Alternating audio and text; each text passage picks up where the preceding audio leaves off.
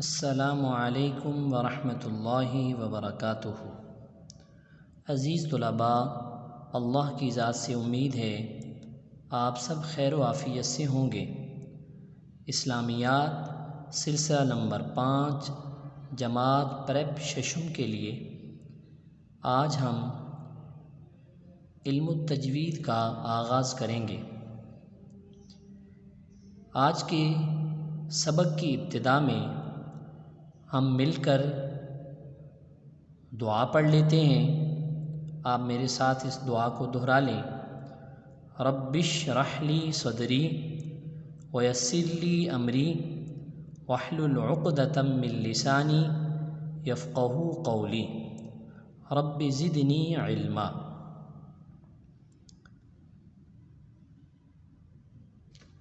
آج جو ہم نے عنوان پڑھنا ہے علم التجوید، اس سے متعلق چند اہم نکات آپ سب سے پہلے دیکھیں، ان کو سمجھیں۔ اس کے بعد ہم کتاب میں سے ریڈنگ کریں گے اور پھر آپ کو کام سمجھایا جائے گا ڈائری کے مطابق جو کام آپ نے کرنا ہوگا۔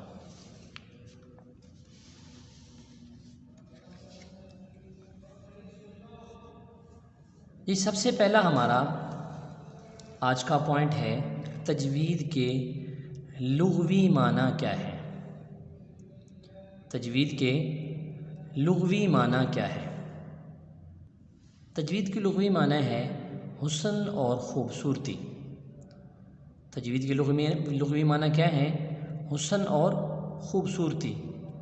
تجوید کی اصطلاحی تعریف، تجوید کی اصطلاحی تعریف ہے ہر حرف کو اس کے مخرج سے اس کی صفات کے ساتھ ادا کرنا۔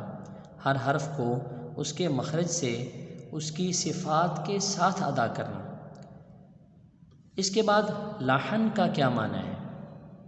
لحن کا کیا معنی ہے؟ تجوید کے جو اصول و ضوابط ہیں، ان اصول و ضوابط کے خلاف پڑھنا، اس کی خلاف ورزی کرنا لحن کہلاتا ہے۔ جیسے مثال کے طور پر قرآن پاک کو پڑھنے کے جو اصول اور ضابطے بتائے گئے ہیں کہ کس حرف کو موٹا کرنا ہے، کس کو باریک کرنا ہے، کہاں غنہ کرنا ہے، کہاں مد کرنی ہے، کہاں زبر ہے، کہاں زیر ہے، کہاں پیش ہے، تو ان اصول و ضوابط سے ہٹ کر پڑھنا اس کو لحن کہتے ہیں۔ لحن کی قسمیں، لحن کی 2 قسمیں ہیں۔ لحن کی کتنے قسمیں ہیں؟ 2 قسمیں ہیں، لحن جلی اور لحن خفی۔ لحن جلی اور لحن خفی۔ لحن جلی کی تعریف کیا ہے؟ لحن جلی کی تعریف ایسی غلطی کہ جو بڑی ہو اور واضح ہو، ایسی غلطی جو بڑی ہو اور واضح ہو۔ لحن جلی کا حکم کیا ہے؟ لحن جلی کا حکم یہ ہے کہ ایسی غلطی کرنا حرام ہے، ایسی غلطی کرنا حرام ہے۔ اب ہم کتاب میں سے ریڈنگ کرتے ہیں۔ صفحہ نمبر 33، علم التجوید۔ علم التجوید کی تعریف۔ تجوید عربی زبان کا لفظ ہے۔ اس کے معنی ہے کسی کام میں حسن اور خوبصورتی پیدا کرنا، جبکہ اصطلاح میں اس کی تعریف یہ ہے ہر حرف کو اس کے مخرج سے اس کی صفات کا خیال رکھتے ہوئے ادا کرنا۔ اس تعریف کی مزید وضاحت یہ ہے کہ قرآن کریم کے ہر حرف کو صحیح ادا کرنا، غنہ والے حرف کو غنہ کے ساتھ اور مد والے حرف کو مد کے ساتھ ادا کرنا، موٹے پڑھے جانے والے حرف کو موٹا، باریک پڑھے جانے والے حرف کو باریک پڑھنا۔ غرض تجوید کے جو بھی اصول و قواعد ہیں ان کا خیال رکھتے ہوئے قرآن مجید پڑھنا۔ قرآن کریم کو تجوید کے اصول و قواعد کے مطابق پڑھنا لازمی اور ضروری ہے۔ اگر تجوید کے اصول کی خلاف ورزی کی جائے تو اسے لحن کہا جائے گا۔ لحن کے معنی، اگر قرآن شریف تجوید کے مطابق نہ پڑھا جائے اور تلاوت قرآن کریم میں تجوید کے طے شدہ اصول جن کی تفصیلات آپ پڑھیں گے کی خلاف ورزی کی جائے تو اس کو لحن کہتے ہیں۔ لحن کی قسمیں، لحن کی دو قسمیں ہیں، لحن جلی، لحن خفی۔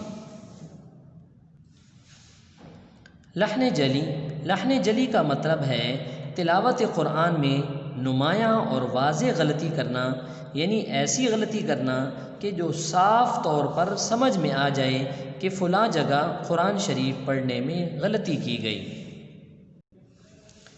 لحن جلی کی مختلف صورتیں، لحن جلی کی مختلف صورتیں ہو سکتی ہیں، جن میں سے چند یہ ہیں۔ نمبر 1، ایک حرف کی جگہ دوسرا حرف پڑھ دینا، مثلا الحمد میں ہا کی بجائے ہا پڑھنا وغیرہ۔ الحمد میں ہا کی بجائے ہا پڑھنا، الحمد پڑھنا وغیرہ۔ نمبر 2، حرکات میں تبدیلی کر دینا، مثلا سورۃ الفاتحہ میں لفظ انعمت کی بجائے انعمت، یعنی تا پر زبر کی بجائے پیش پڑھنا وغیرہ۔ نمبر 3، لفظ میں کسی حرف کو گھٹا دینا یا لفظ میں کسی حرف کا اضافہ کر دینا، یا کسی تشدید والے حرف کو بغیر تشدید کے پڑھنا۔ جیسے مثال کے طور پر الحمد، اب دال کے اوپر پیش ہے، اس کو اگر ہم بڑھا دیتے ہیں، اس پیش کو لمبا کر دیتے ہیں اور اس کے بعد واو ہو جائے گی الحمد، تو یہ ہے حرف کو بڑھا دینے والی مثال، اضافے والی۔ اور گھٹا دینے والی مثال جہاں پہ للہ، اب لام کے اوپر کھڑا زبر ہے، اس کو تھوڑا سا لمبا کرنا ہے، اگر ہم اس کو پڑھتے ہیں للہ تو یہ غلط ہو جائے گا، یہ حرف گھٹا دینے والی مثال ہے۔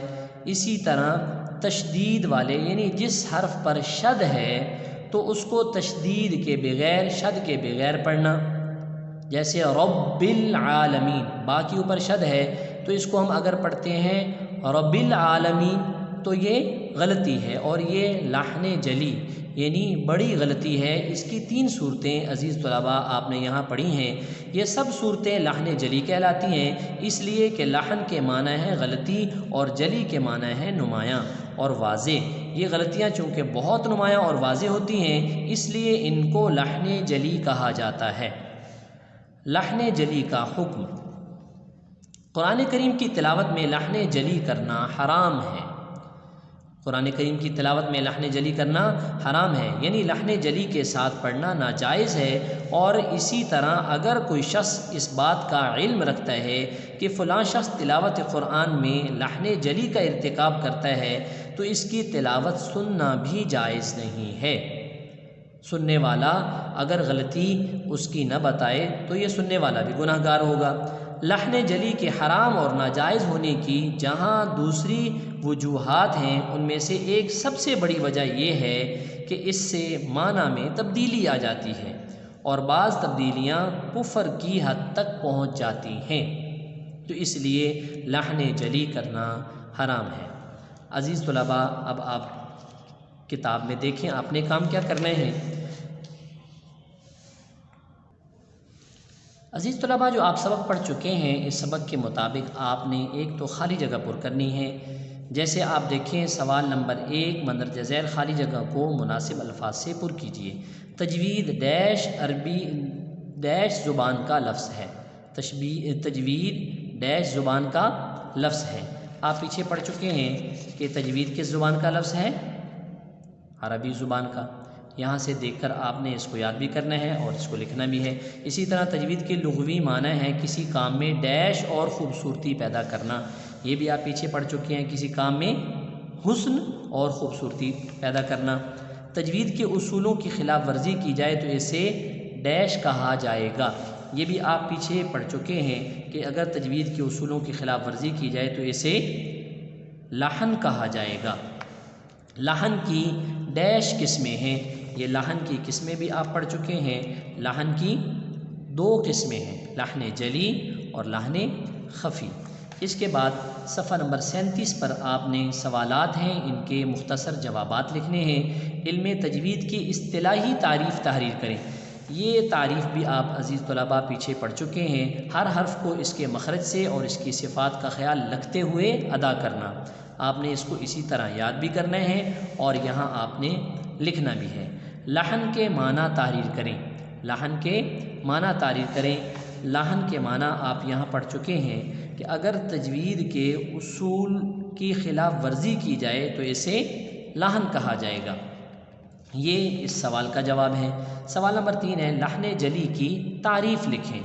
لحن جلی کی تعریف آپ پڑھ چکے ہیں۔ لحن جلی کی تعریف کیا ہے؟ لحن جلی کی تعریف تلاوت قرآن میں نمایاں اور واضح غلطی کرنا لحن جلی کہلاتا ہے۔ اور چوتھا سوال ہے، لحن جلی کا حکم تحریر کریں۔ یہ حکم آپ نے پیچھے پڑھا ہے۔ لحن جلی کا حکم یہ ہے کہ لحن جلی کرنا حرام ہے۔ عزیز طلباء، آج کا ہمارا سبق مکمل ہوا، اس کے ساتھ ہی اجازت چاہتا ہوں۔ اپنا خیال رکھیے گا اور اپنا کام بھرپور انداز میں کیجیے گا۔ السلام علیکم ورحمۃ اللہ وبرکاتہ۔